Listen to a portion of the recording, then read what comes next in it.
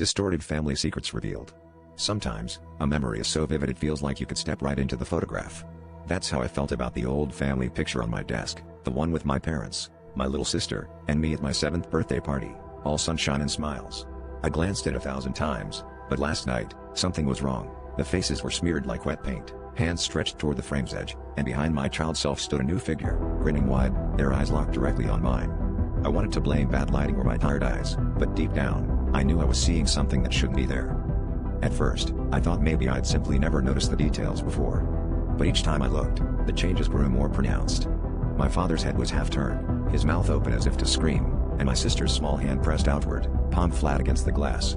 The stranger behind me grew clearer, tall, gaunt, draped in shadow, their smile impossibly wide.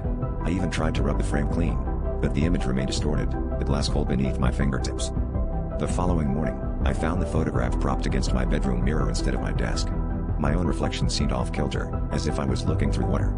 I called my mom to ask about the photo, but she grew quiet.